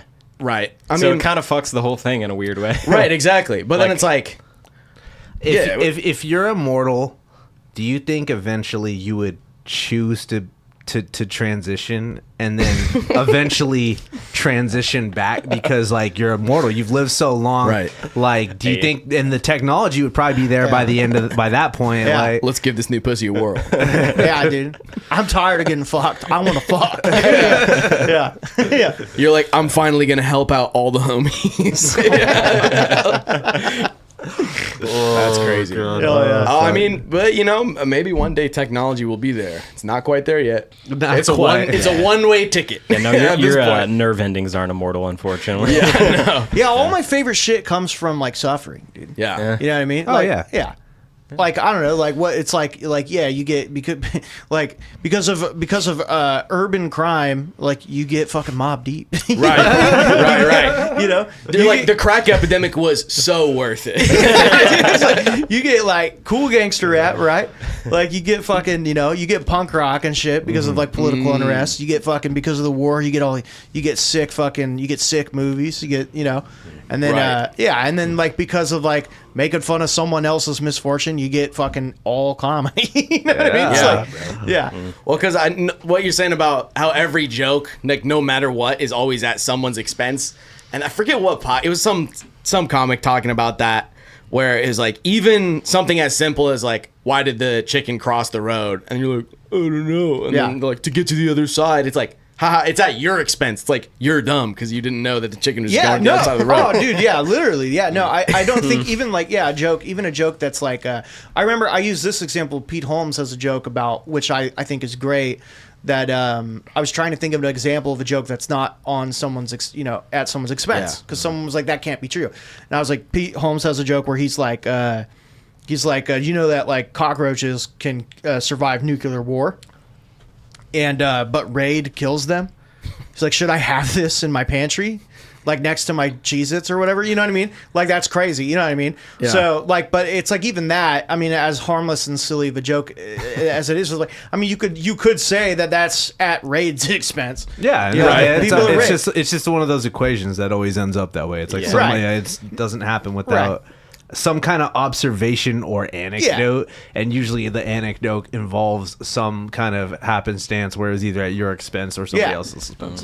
Like that. It might not be severe and like super mean spirited, but it's at least pointing out like a flaw in like, oh yeah, maybe this like we shouldn't be keeping this poison like in our house or whatever. Right. Like maybe like that's not really worth like killing a bug or whatever. And then it's like, then that's not like on a super intense level, but yeah, that's like, if you really like dig too deep into what that joke like is and you examine it analytically, rip its guts out, it's like, okay, yeah, it's kind of like almost like a joke on the product itself or the company or whatever. Right. And so it's like you really at the end of the day, any joke it's like you're saying about the chicken across the road. Right. Like you could find that it's got to be whether it's your own expense or like an idea's expense or a person's expense, it's at something or someone's expense. No, exactly. Yeah. How'd you get into comedy, by the way, too, and how long have you been doing it? I've been doing stand-up almost 10 months. Actually more than 10 months now. I don't even know what fucking day it is. I started May 4th last year. Oh, damn, dude. Yeah, you're still like super fresh, but dude, like your shit is like so fucking funny, bro. Thank you, man. Yeah, you're killing it right off the bat, man. I'm like, it's been very inspiring for me to hang out, like with my girlfriend Sarah. Like she's kind of like been our liaison into the comedy scene because she just got into it about around the same time. She was like around the same time before me, yeah. And I'm like, dude, because I'm like, and you're doing comedy and you're doing music, and you were telling me you're doing like screenplays and stuff like that too. And like, I'm like, dude, that's fucking sick that you can just like have those multiple things going on. I'm like, fuck, dude. I've been like such a comedy fan forever, and I'm like, fuck, dude, I want to get into it, but I'm like, I'm already a musician, and I'm like, I don't know like how much more I can disappoint my parents. It's just like I was like, oh, but you know what? I'm like, man, it's not impossible though. I mean, fucking, all these people that are doing it big, went over, whatever. Rogan is fucking just does everything. He's a fucking comic, and he's a fucking UFC guy, and he's got like there's a lot of so many things going on. Yeah, there's a lot of my friends, musician friends, they're in like 8 bands, and I'm like, I can't fucking between stand up and then being in one band. I'm like, I cannot start like another band and be like in 2 bands or a side project or so. I'm like, I got my one music thing, and then I got stand up and stuff, and then I'm busy with writing, screenwriting and stuff like that. And even that has been a little bit on the back burner than how it used to be. But yeah, I did get a head start with comedy because like a lot of I do get, not like sucking myself off, but I do have a lot of people like be surprised at how long I've been doing it, because like I've like, you know, because I get booked a pretty decent amount, and like I've, you know, I'm like, you know, I don't know how to not sound like a douchebag, but yeah, they seem like I'm a little bit ahead of a curve or something, but it's all because of the writing background. Right. You know, the music helped me a little bit, like feel more comfortable to perform in front of people, but like the thing is the writing, because I think most new comics, it's like that's really the thing, is about like writing, joke structure, trimming the fat and making your jokes really tight, and like kind of like thinking about your writing really critically. And that's like the shit that like it takes more time to learn. Like I feel like the performance is what I was struggling with. What I needed to learn was like the delivery, the kind of stage presence and shit like that. Being like, I have like a terrible memory. I got my mom's. I mean, I'm gonna have fucking full blown shit in my pants at Whole Foods Alzheimer's by the time I'm 45, dude. Oh yeah, it's so bad. My short term memory is really, really, really bad. So I space out a lot and forget like where the fuck I am. Just go full Biden, dude, all the time. Gotta take some fucking alpha brain, dog. Yeah, right. Yeah, I keep hearing about that. Yeah, but so ashwagandha, dude. Yeah. So so it that's kind of like keeps my brain active. Let's keep writing. So that's what's really important to me. So I have like so much fucking material, but the screenwriting, it took years to, like, if I go back and read my like first shit I wrote, it's terrible, you know. But there was like a nugget of what would be good later about it and stuff, but it's like, it's structurally like I had to take years and years and years to learn, and it got better and better and better. So I think if I would have started stand up without that, like if I would have started stand up before I wrote any like screenplays and stuff, and I would have ate shit really hard and bombed, you know, first couple open mics, I can't imagine how discouraging it'd be. Like, I don't know that I would for sure just keep doing it. You know what I mean? Right. But I think I got, you know, I'm lucky that it's like I already had the writing background and stuff. So even if I didn't do good performing, like, I could learn this. I know, because what I think that's more valuable is knowing how to write a joke. Right. Yeah. Well, what kind of writing stuff did you get started in, like, writing on? Like, when did you like have you always been writing your whole life, like as a kid and like in high school stuff, or was it during college or something? When I was younger, so I've always, when I was a kid, when I was like a baby, I had full conversations like 9 months old. So flex. I was hella smart, and I was like talking all like just like super smart in terms of dialect or dialogue and like speaking and stuff. And then so that was always the thing. I just wouldn't shut the fuck up, you know. And that's kind of like an urban. They actually did I was like part of like a study about like these are like baby geniuses or whatever, you know what I mean? Like some university or something. Yeah, I was studying like basically like an intellectually gifted babies, you know. Which I'm sure that they're very proud of where I am now. You know? It's like he dropped the ball. He fucked it up. High school dropout, you know, fucking dipshit, comedian. So I always, like, when it came to like talking and like expressing like point of view or idea or opinion or thought or whatever, that was always really interesting to me. Writing was really interested to me. But like shit that wasn't like shit that's black and white, like science, where it's like there's truth and not truth, or math, there's right and wrong, like in equationally, you know what I mean? Right. That shit I could not give less of a fuck. Like my brain will refuse to acknowledge or care about any of it, to the point where I couldn't graduate high school because I'd be in like college level like advanced literature or whatever, and the creative writing and getting an A in English while failing the same science class and math class for 5 years straight, to where it's like you just can't graduate high school. Because you can't bullshit your way through those classes at all. Fucking AP English, like you could just be like, I'm gonna throw a fucking semicolon in here. Bitches love semicolons. You're like, A plus, he fucking did it. I can't believe it. This fucking guy used a semicolon. Yeah, I played that bitch like a fiddle with the semicolon, dude. Yeah. But like, because like you can have any point of view or anything when you're writing an essay for an English class, or like more like creative kind of classes like that, and you can, as long as you like make your argument well and sell it well, it's like all right, you did the thing. But with science, it's just like, or math, it's like it's a formula or it's not. I used to push it, dude. I used to I wrote in middle school. I wrote a paper about Muhammad Atta, the one of the 9/11 hijackers. Oh shit! Probably my favorite one of all the guys. Yeah. I didn't know the crew like that. Yeah, dude. Yeah, you got Marwan El those are the boys. Shahehi. You got fucking Muhammad Atta. Yeah. No, but I wrote a paper because we had to write something about a guy that changed history by really, really committing to something, and I was just bro, I was this fucking guy, dude, this is the American dream, dude. This Muhammad Atta represents American dream. He left his fucking country, dude, went and studied in Europe or whatever. I think I wrote this paper in 7th grade, but it's I think college in Germany, if I remember right. Learned multiple languages and stuff, got an education in another country, came to America with nothing and fucking learned how to fly airplanes, dude, and then flew it right in the fucking centerpiece of American capitalism, dude, and killed himself and thousands of other people. And I'm just you gotta fucking pour one out for the guy, It's what grade did you get on that paper? I A.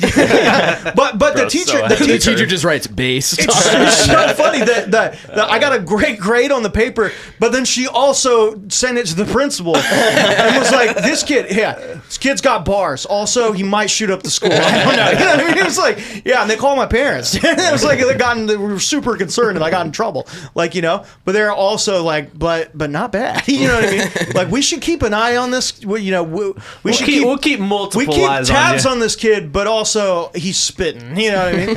Yeah.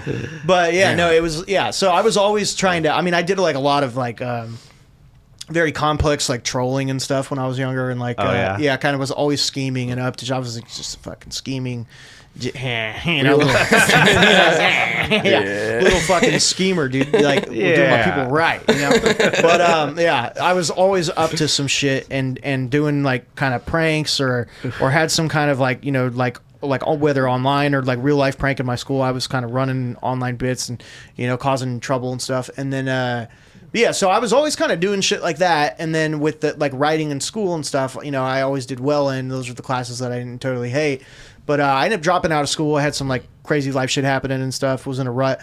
Dropped out of school. I ended up getting my GED a couple years later. But I probably started the screenwriting. When I was a kid, I was always I'd carry around a camcorder for a couple years. I was obsessed with it, and I'd film everything. I filmed Jackass videos and shit, and had all these kind of. I used to have this thing where I got in trouble for talking about this on another podcast, but I used to play a game. Well, please say it here. So if you guys, we'll feel left out if you don't. It's a safe space. Yeah, you guys are trying to hang, but I had this. I had a bear costume, and I specifically had a game where I would put the camera on a tripod. I'd hide in bushes, and the goal was to get punched by a black guy. So I would jump out of the bushes and scare. Should be easy. Yeah, I would just keep scaring black people until someone hit me. You know what I mean? That was the goal. Today I'm gonna get punched by a black guy. You know what I mean? And they're that's and I was like, is it racist? Maybe it was but the point was that they just have the best reactions. You know what I mean? You guys go down the YouTube rabbit hole of watching this is why you don't scare black guys. It'd be a black kid in high school. Someone jumps out of a garbage can and gets fucking. That's a classic one. That's exactly the kind of shit I was oh yeah, dude, I want to see motherfucker boom, you know what I mean? Yeah. I just yeah. It's when they go to the hood and do magic tricks. Exactly. You don't fuck we don't fuck around like that, you know what I mean? I love it's just such a reaction where it's someone just starts just fucking sprinting away. They just see the magic trick and they're I'm out. It's just got the best. I don't know. It's just I want the joke to kill, dude. It's got they got they're the best audience. They're the best response. Yeah. So I'd be literally Jackass like I'm Dakota Fry and this is scaring black people in a bear costume until you get punched in the face. You know what I mean? Yeah. You go home with a fat lip, bleeding out your fucking mouth. You're I did it, baby. Mission accomplished. Yeah. I'm so mad I can't find any of these videos. Yeah. But I was always up to bullshit or whatever, classic. Have my friend duct tape my friend, crazy ass friend Ignacio. Did we show the extreme milkshake video, by the way, on the show? I feel I don't think we have, but I'll show you that after. Okay, extreme milkshake. Yeah. Hell yeah. I might remember what that was actually. As a personal. So. Oh, that's one from my vault. You feel me? That's what I'm saying. I'm trying to remember what something about. Oh, I guess that was the fire in the hole. You guys remember that? No. Like, people, it's super. Oh yeah. Wait, where he's all like, They it's give him a a CKY drink, video, right? And then they throw it back into the drive-through window. yeah. Do you just fire the whole? Yeah, just throw it back. Just Wait, give it what back. happened? Oh, Like they give you like a big ass like soda or a milkshake at the drive-through, and then Oh, you just shit. say fire the hole and throw it back in, and then drive away. So fucking Yeah, and it's like when you don't think about the actual consequence of like how much they ruin someone's day. It's like it's just funnier if you don't it's think about awesome. it. But it's like shit that like I'm glad like Bro, I was I like we worked shouldn't do that now, but it is very funny as a relic of its Bro, time. I Like worked some at In-N-Out. 15-year-old girl like crying for the rest of the day. Yeah, he was physically assaulted by a man with a milkshake. You know, yeah. I worked at In-N-Out. People do that kind of shit. So My favorite jackass thing of all time was the dude that took a shit at Yardbirds in the display toilet.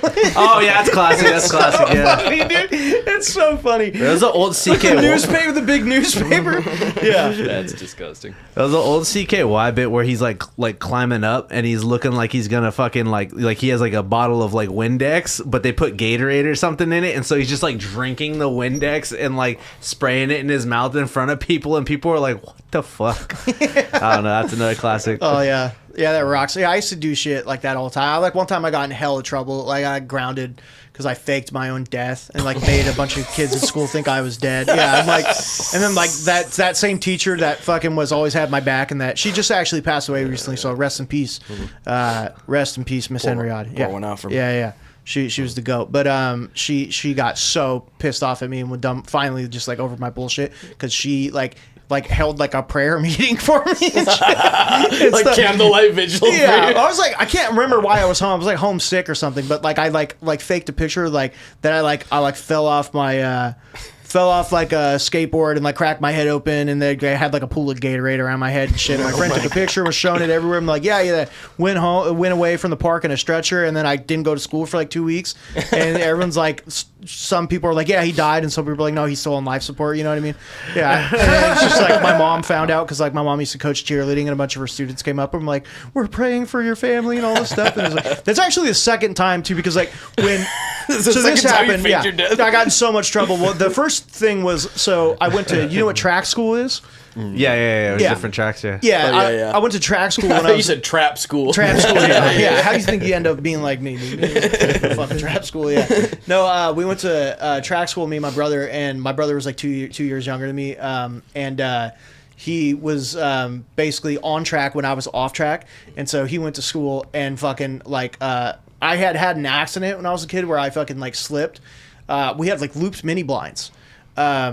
The mini blinds in my window had like a big loop in them, and I was so small when I was a kid. I barely weighed shit. Like I weighed like fucking. I mean, my dad would like take me. I played football, and like my dad would have to take me to Jack in the Box before weigh-ins and like make me eat like the most fucked up.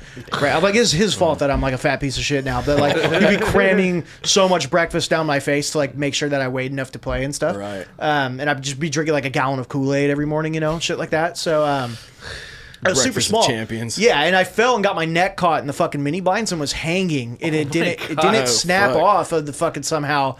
It snapped off of where it was being held. It held my full weight and stuff, and I just basically strangled, but like noosed myself. Oh with my the, God. With the mini blinds, yeah. And I could- see now why you think that Epstein might have been able to kill himself using the toilet paper. Yeah, I was like, it could have been an accident. Yeah. It could happen to you. Yeah, I know. Yeah. So I was like hanging there, and then fucking like life flashed before I was like, I'm out, dude. I'm fucking totally seeing white and shit. Whoa. And the thing that saved me was that my the cleaning people, we had like a because my mom had cancer really bad when I was a kid. So she was like really like not able to move around a lot. My dad was always working, so like we had like a lady that would come and help like clean the house and shit, like do chores and stuff.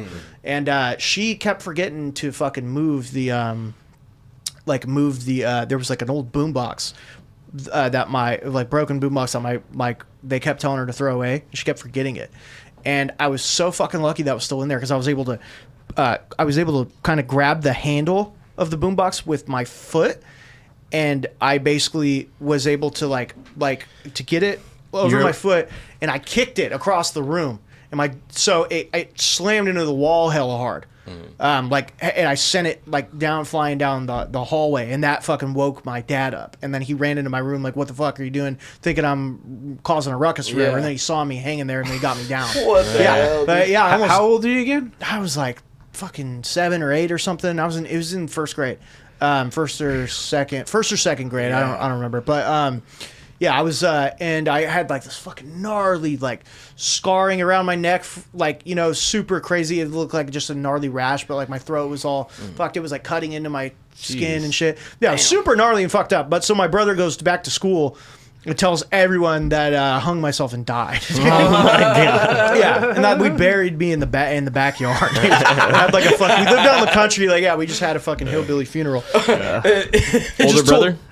Younger brother. Oh, younger brother. Nice. Just my and then so people are like sending us flowers and shit, and then my mom's like, "What the fuck is going on?" And then she finds out what happened, and she's like, asked my brother, "Why the fuck did you tell everyone that Dakota died in this like tragic circumstances?" And like everyone thinks, and he's just like, "I just thought it'd be funny." It's like, you know, he's fucking awesome, hilarious too. Yeah, but it's not one but two fake outs, bro. Two. You gotta do another. You gotta do a new one. Yeah, dude. It might be the time, dude. 31 years old. Let's go, dude. I got something to fucking lose, dude. You know. Yeah. Can't cry wolf now, dude. Yeah, no one's gonna believe you. Yeah. I remember the mini blinds. Yeah. So I've always been up to shit. Always been hijacking. You know, or like up to hijinks. Like I fucking hijacking. That's the reporter. I let it slip. Can we delete that before I get assassinated by the CIA? Yeah. They're like, first he's really into. I mean, he has a favorite 9/11 hijacker. I think you're the most the pro Al Qaeda Jewish person I've ever seen. Yeah, dude. Yeah. It's kind of like how Putin like respects the CIA too. He's like, you guys are good. the rivalry, you know. Right. You gotta respect the craft. Real recognize real. Yeah, dude. Yeah. I mean, it's you gotta hand it to some. Sometimes I'm like, you really worked for it. You know. Yeah. I respect hard work. That's what it is, dude. Yeah, man. Hell yeah. But I was always fucking around, and then I would TP like obsessed. It was like a Hannibal Lecter of TPing people's houses. Oh, yeah. You know what I mean? I'd leave like cryptic voicemails after, and fucking. I had a guy he flipped my mom off, cussed her out and shit over some road rage bullshit, and I knew where he lived, and I would just show up and TP his house. I TP'd his house 47 times. Oh my god! He chopped down. I spray painted a giant cock on his garage door. He chopped down his trees. He had like the nicest, most. I killed these fucking trees, dude. He had these big, beautiful trees. He installed security cameras. I would case the place out. I find out where he put the cameras. I'd show up with a ski mask, then put a fucking garbage bag over the fucking camera so I can't see. You know what I mean?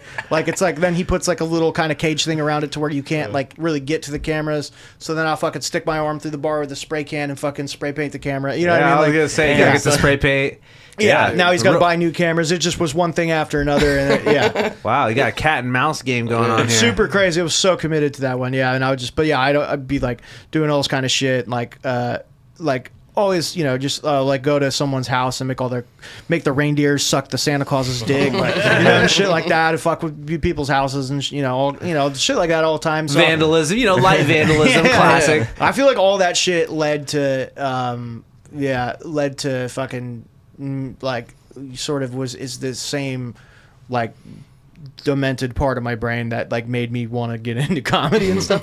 But it's just kind of how I dealt with my shit or whatever, and I couldn't help it. But and I loved movies growing up, so I started screenwriting like in my early 20s. And someone told me, they were like, why don't you like try to write your own movie if you love movies so much? And I don't know why I never thought of it. I'm like, I guess I could. That is the thing, you know what I mean? Mm-hmm. So just started doing it, and I got placed in a couple competitions and stuff like that, and had like a decent score on the pretty good score on the Blacklist. So that's kind of how that came to be. But I was sick of because screenwriting is like if I want to get something developed and made, I got to have some fucking asshole give me $10 million or whatever to produce it. That's why I started doing stand up, because I was like, well, I lost my job and I kind of was having a midlife crisis. But I was like, okay, well, I don't need anyone else for that. I just go to an open mic. I know that that's a thing, that there's a thing called an open mic where anyone could go try to do comedy.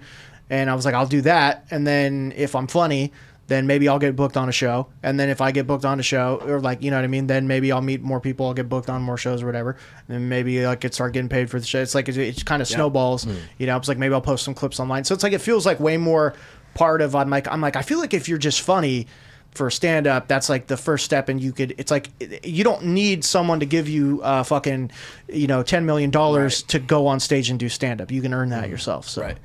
It's like almost like, It's that rautism, bro. It's that autism, dude. Even with music, because you have bandmates. Like, you're in a band, so it's like you got to match all your schedules up, and you got to have one guy is fucking, like being in the band was hard because we do, we were like pretty active and stuff.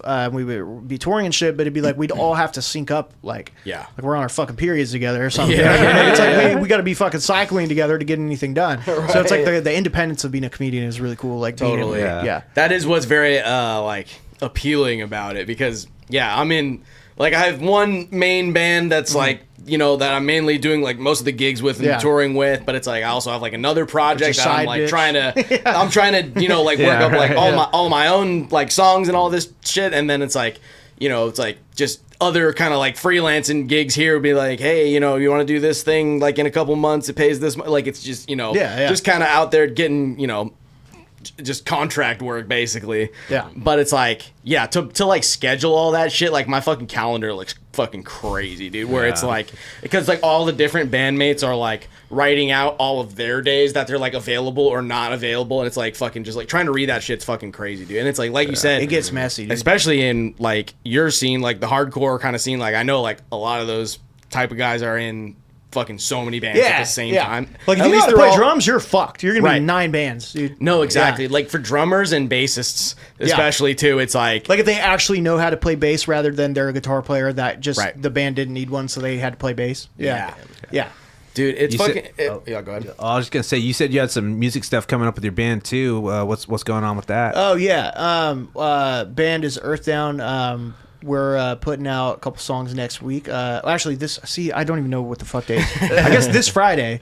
We'll have 3 songs drop this Friday. Yeah. Hell yeah. So a little 2024 promo. And then maybe we may or may not put out some more shit this year, depending on how things go. We may or may not have some other songs recorded that we're not, putting out right now. But so sitting in the vault. Yeah. You play guitar for them or bass? I play guitar. Yeah. Nice. Yeah. I'm one of 2 guitar players. And then we got my pretty much like my best friend for over like, I mean, two of my 2 best friends like the singer and the guitar player of the band, and we've all been friends since we were teenagers, so we're in our fucking 30s. So it's pretty cool. Yeah. Been a band like 9 years.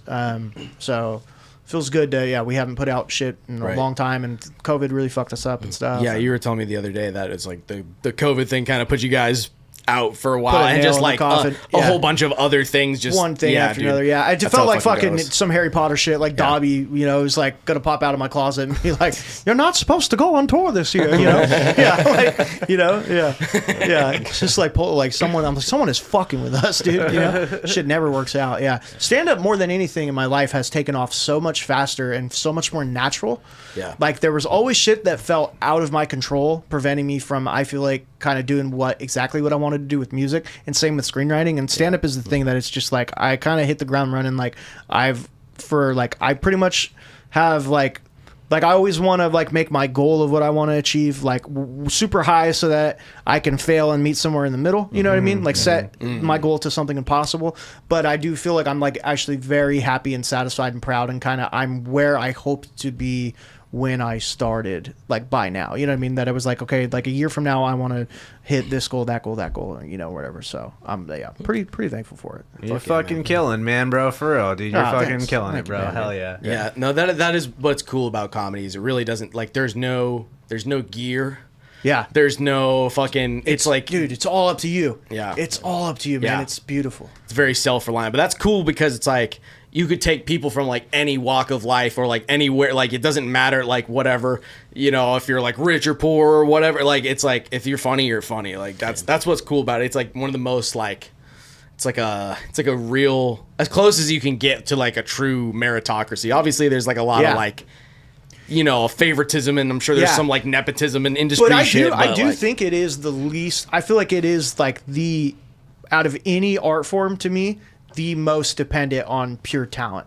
Yeah. And work ethic. Those 2 things. Because it's like, there's in other art forms, it doesn't matter how fucking good you are at it, how talented you are, how hard you work. There's like so much other bullshit that it's like, like probably the greatest musicians like ever, like are guys that no one knows about. You know what I'm saying? Like totally. No one ever heard their shit, dude. I got a homie that is like the fucking most insane guitar player on planet Earth. And like, I'm like, he should be like when people talk about who are the greatest guitar players ever, this guy's fucking name should come up every time. Like they're like, oh, fucking, whatever, some fucking dude from the 70s, fucking Jimi Hendrix and fucking Prince and fucking Slash or whatever, or like who fucking rips on the guitar.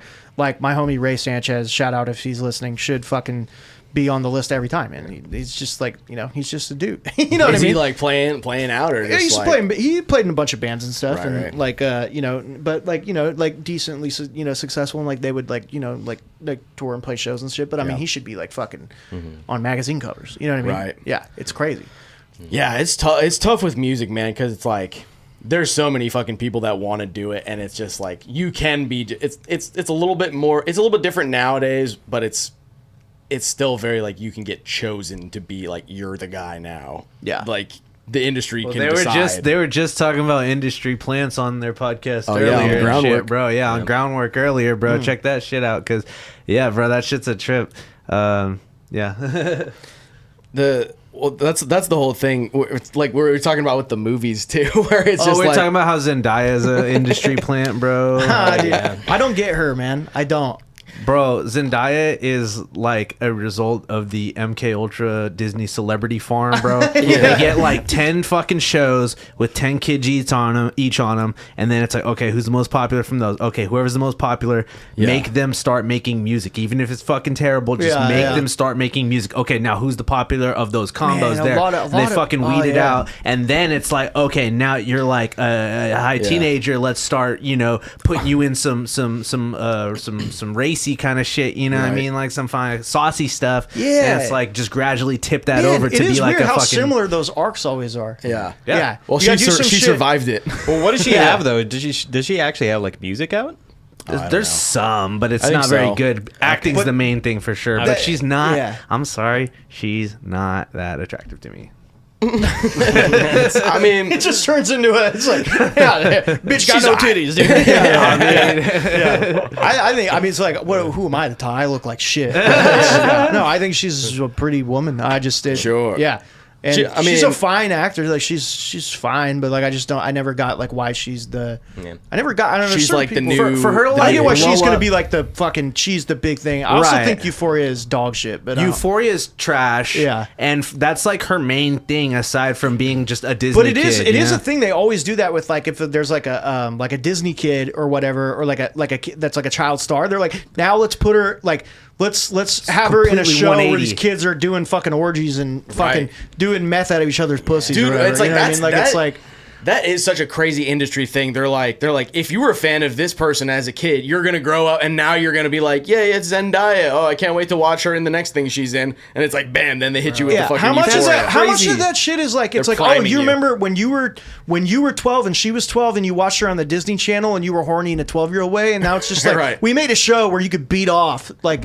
And Right. pretend like you're just watching a show. It's crazy. Yeah. It's really weird. A Dude. straight Yeah. up like artistic demoralization where they're like, okay, let's just take something pure and make it as filthy as we possibly can. Yeah. But yeah, it's crazy how that keeps happening to Disney stars where Well, they're like a goody two shoes. And I feel like it's sometimes it seems like they maybe do it themselves, but it's like They like, want to break out of that Disney. and it makes sense. And clean- I'm not. I mean, people can do whatever the fuck they want, Yeah, but it sure, does feel a little bit. I don't know, because I just am thinking about it now. I'm like, you got like, you know what I mean? You'll have like Mickey Mouse Club, like Britney Spears or whatever, like those kind of, and then they. Justin Timberlake. and Just shit. yeah, right, and then now they're gonna be like Justin Timberlake's like I gotta fucking like rip off Janet Jackson's tits at the Super Bowl or whatever, and Britney Spears like I need to fucking I need to like wear a snake. You know, play that's with exactly what I knives. was- Yeah. And like and Miley Cyrus like I need to do all my like I was Hannah Montana now I need to be like like super out and about. Right. See, and that makes it more suspicious to me too. Like Zendaya is like, okay, coming out the gate being super successful when again all she ever did was Disney kid shit. She whatever, a couple movies, whatever. But I don't think she's that great of an actress. And then immediately her first big project out of that is Euphoria, which is super duper edgy, super duper shock value, artsy fucking bullshit. You were just talking about like the Tom Holland thing the other day too. Like, oh yeah, they kind of proximally related, but yeah, they threw Tom Holland in a show where he was getting back shots and he was like trans or something. Getting Really? Yeah, he was getting like fucked by a dude. Wait, and, like, that already got made, or that's yeah, it's out there. That was Yeah, like it's out there. pre-Spider-Man. apparently it caused some real No, it's mental post issues. Spider-Man. It's post Spider-Man. Yeah, it's Yeah, post it is. Did they Spider-Man. like bury it or something? Or No, it's out there. no. Yeah, yeah. I've never heard of this. Oh, Yeah, no. yeah. Good. I'm thinking of Chalamet, dude. Chalamet was in some like super gay shit before Dune. Right. Like, Getting our white boys. it mixed was like up. a weird Call like Me- French movie. Call Me by Your Something Name, like the it- Italian movie. There was he's like like a bunch- 15 and he's getting like fucking. He's Yeah. getting groomed by like a dude. Yeah, like an old fucking dude. Yeah. Yikes. Nothing is sacred. Well, you see what I'm saying? He Those like, sus, regardless. he like blows a load in a peach in that movie. yeah. Yeah, The other and then guy like the eats guy it. fucking eats it, dude. Yeah. It's like I heard and about people that. are like, this is art. Exactly. Yeah, there's just like, dude, that movie's so funny. There's at the end of that movie, there's just this fucking like the dad, Timothy Chalamet's dad, just goes on like a random speech, just basically like I'm actually super into cock. He like says it like so artistically, but he just basically tells his 15-year-old kid, he's just like, yeah, you're gonna be really depressed for a couple years because you don't get to get your ass ran by Army Hammer. You know, he's like, your mom's a fucking a hag, dude. I just fucking, you know what I mean? I've been all my life. I just wonder what could have been. I could be getting fucking railed by Italian beefcake instead. I'm out fucking, you know, eating your mom's fucking linguine pussy, or you know, it's just like, fuck, you know, like it's just, you know. No, you know who else fucking got all traumatized too? Because he had to do a fucked up movie with Shia LaBeouf too, and he did the movie with I forgot who, but it was some weird artsy shit, and that's when he came out the whole shit. Where he's like, I'm not a celebrity, like wore like a fucking paper bag on his face and shit. Yeah. And, got like sexually assaulted. Wait, was that the movie where he played Shia LaBeouf and Shia LaBeouf was No, playing no, his dad? no. I remember That what was you're talking about. that was such a good fucking movie. I heard dude. that movie was good. Yeah, Golden Boy, Honey Boy. Honey And Boy. it got like, there's so much controversy around it, and it's, you know, it's kind of soured the movie, but oh god, the movie's so fucking good. Yeah, I heard It was that Nymphomaniac was the one. I Yeah, think. Yeah. Serious. Yeah, I think like I read somewhere like they're actually fucking in the while they're filming it. Like there's not, you know, because usually in a sex scene they got like fake shit you can't see. Like they have like guards above like girls' pussy or whatever. Right. So that It's like Mormon stuff. Yeah. You like basically fuck through a hidden sheet or whatever, so Yeah. you're not actually fucking your co-star. Right. But they're just like, nah, dude, let it rip. You have a stunt cock or whatever. It's so fucking bizarre, and Well, dude, somebody was like Mixture. intimacy coordinators or like a fake job, and I'm like, that's actually a pretty like significant thing to. that's like Make a super. thing That's like one of on the things the- that Hollywood's done in the last like 10 years. Where I'm like, why wasn't this being done for a long time? Yeah, You know? like I heard like So much- Critical Drink was like, oh, there's pointless jobs like intimacy coordinators. Like, yeah, making sure somebody doesn't get fucking fondled on set's pretty important. Yeah, like, no, when it's- somebody's gonna be naked for a scene, like, yeah, that's pretty it's- important. It's like, crazy, dude. Like there's like this shit about like Marlon Brando like did some hella. Oh, dude, on know the about Streetcar that. Named Desire, he's just letting it rip, Just bro. Like fucking smacking the slapping shit out around of his you. co-stars or fucking like, I mean, he basically like sexually assaulted a co-star like as part of the movie, if whatever the fuck movie he was in. I don't remember what it's called. Streetcar Named Desire. No, it's a different one. Different one. But yeah, and then like the actress was like so traumatized and came out about it later, and then it was just like, Or two. I mean, it's different. and but no it's- one batted an eye at the time. They just thought it was normal. So yeah, they should have had someone on that set that was like, yo. Well, too, Shelley Duvall on The Shining, Yeah. bro. They like terrorized the fuck out of her. Hey, but and like that performance, though, it's dude. Shelley Duvall is the Yeah. best. I don't mean to like say it's okay because it's not. But we want to talk about The Shining. I just love dying on this hill that like Shelley Duvall is the most important thing about The Shining and why Yeah, it's such a good absolutely, fucking yeah. movie, dude. Like Jack Nicholson gets all like the like the praise and stuff and Stanley Kubrick's direction, but Shelley Duvall, like her pure terror on that movie is like what both makes of it so them, fucking scary. Jack Nicholson and fucking Stanley. And Jack Nicholson even said he's like, Stanley never got that way with me, ever. Yeah. And he's like, he was a goddamn animal there, like, and it's just crazy. Yeah, banger movie, but it sucks Yeah. that clearly Yeah. fucking absolutely, you know, was like Yeah. made Yeah. with. Do you know about fucking Milo and Otis? Like it's like the little dogs? talking animal where it's like a dog and a cat or whatever and they're friends. Yeah. And it's like super cute movie or whatever. Dude, the amount Dude, Milo has 9 rape allegations. Dude, no, bro, like, dude, they no were one's just, talking about it. Yeah. they were just running through cats and dogs. They're like, there was like so many animals were just like dead. Oh my god. Yeah, it's Yeah. crazy, Oh, fuck, dude. dude. Milo and Otis. Yeah, they used to really fuck with animals, dude. Yeah. Oh, sorry. They had to try like to do 12 takes. They're like, all right, the cat's jumping off of a waterfall or whatever. It's like something crazy Bring like in the that. And they're next like, cat, bring in the next cat. Yeah. Yeah. No, for real. It was fucking literally killed like more that. animals than Jeffrey Dahmer. Dude. Yeah, no, definitely. Hey, but was it worth it for Milo and Otis? Classic. It's like such a Cinematic wholesome kids movie or whatever. Yeah. It's fucking nuts, dude. That's why they just do all the it's all CG now. Yeah, that was so fucked up, dude. Damn. Yeah, hurting animal. What is it about? It's just like with animals. It's like if someone's like hurting an animal. It's just so much more like jarring and upsetting than hurting a person. Like, you know what I mean? Yeah. Yeah. Animal didn't do nothing. Yeah, dude, I think it's the innocence of it, and it's like they're not in the game. Like, you know, I love Yeah. like Omar from The Wire, like, With, you like- know, like Saul in the game, you know. With like people, you can at least kind of guess what they might be feeling or thinking, but with animals, we just like have no barrier. Some people's like, you know, they still don't believe animals could feel like any form of emotion at so all stupid, or pain yeah. or like things like that. And I'm like, you know, maybe Yeah. it's just context. You I don't ever know. seen like an animal and I remember like I saw a cow stuck in a fence like and was bleeding and all cut and it was fucking squealing for you know, and I helped get its head out of the fence and it was like, thanks, bro, you know. Yeah, no, it's not Yeah, like yeah. they're like, I don't know, he's just wilding out, dude. Yeah. Well, I'm glad you. I'm Well, glad we helped ended it.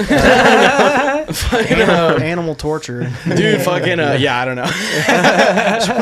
This is like I was like, should we talk about one more thing? This feels like a weird place to end, dude. Fucking. It's like when you watch, like you're afraid you're gonna have a nightmare. You're like, I gotta watch SpongeBob before I go to sleep. You know what I mean? You saw something super fucked up that day. You know, Dude, so how long have you been playing guitar? I started playing when I was like 13. Oh, okay, nice. Yeah, 12, 13, something like that.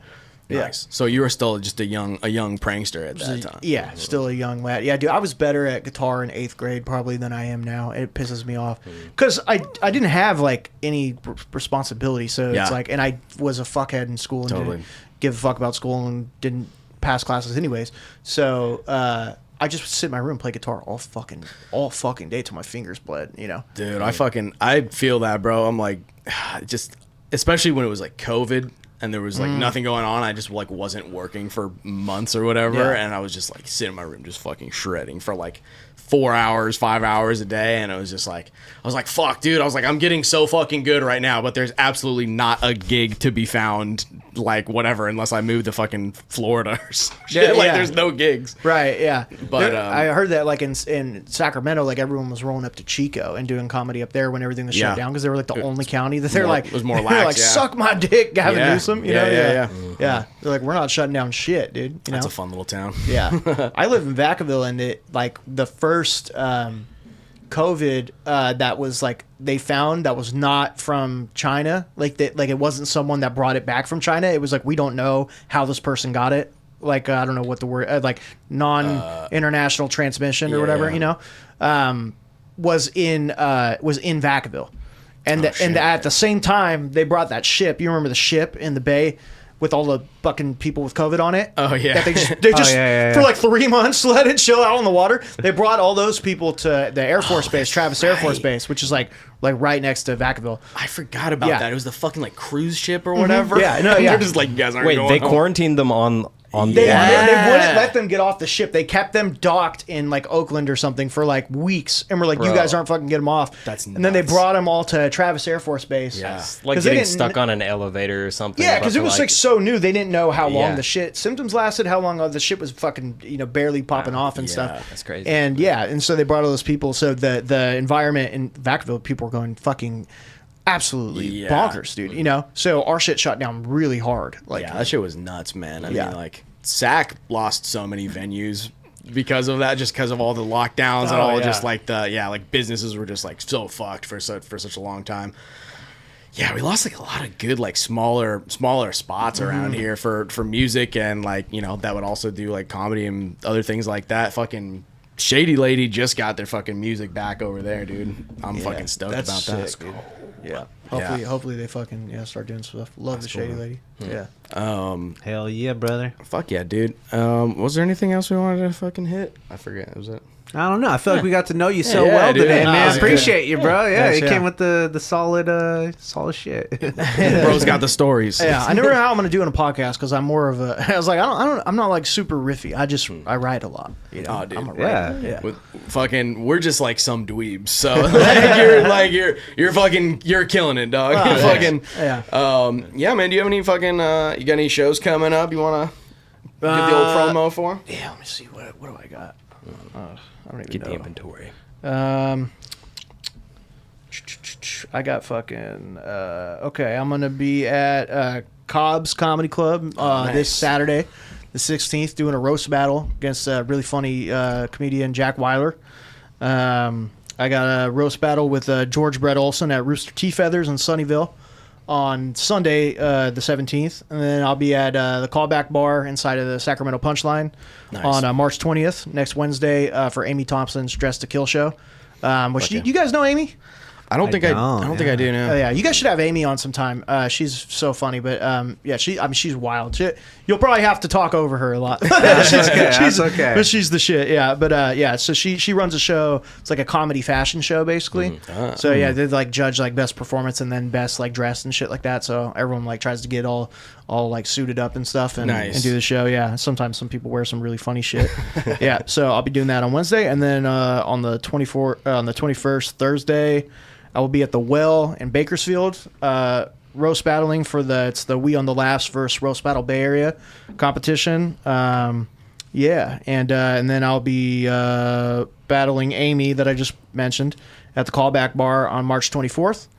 Nice, dude. Yep, and judging the roast battle at Alameda Comedy Club on the 28th. Fuck yeah, dude. You're going heavy into the roast battles. Yeah, dude. this month's been fucking roast city, dude. I fucking awesome. already did one this month. Yeah, yeah, it's been wild. Wait, were you there at the rap roast battle? So sick. Dude, that shit was nuts. Josh Davis has fucking balls. I was like, yo, Lexi and Josh, dude. yeah. That was nuts, dude. Yeah, that was a man. That was a great night for the white race. I was like, dude. I was like, finally, dude. I was like, the January 6th brothers would be turning up right now. Dude, because at the very end, there, you know, one of the judges was like, he's like, I'm gonna vote like it's January 6th, and I was like, well, Lexi's taking it for sure. And then, you know, Thelonious ended up winning, which I was like, what? I was like, how much of this is a February 28th thing versus a March 1st thing? No, I mean, she was killing it though too. Dude, but I was like, I love Thelonious. No, she's fucking hilarious, so dude. Funny, yeah. She was killing it with just like her rebuttals too in the rap battle. Yeah, like, no, she won that with like her charm and just like kind of riffing off of it and stuff, and her kind of she didn't give a fuck by the end, and it kind of worked to her advantage. That'll take you a long way. Yeah. Me and Thelonious, that was my first roast battle ever, was against Thelonious, and it was like the most violent shit of all time. People like were not, they're just like, that was like oh my god, you know what I mean? Like we were just throwing fucking the most racist haymakers at each other. Like it was absolutely just shook the place, dude. It was crazy. Right. No, I remember there was a lot of references to not being able to swim going on. Yeah, like just going for the fucking just the red meat, dude. Just going for fucking like low-hanging going fruit. through the most low hanging fruit, but in like creative. Like she would have like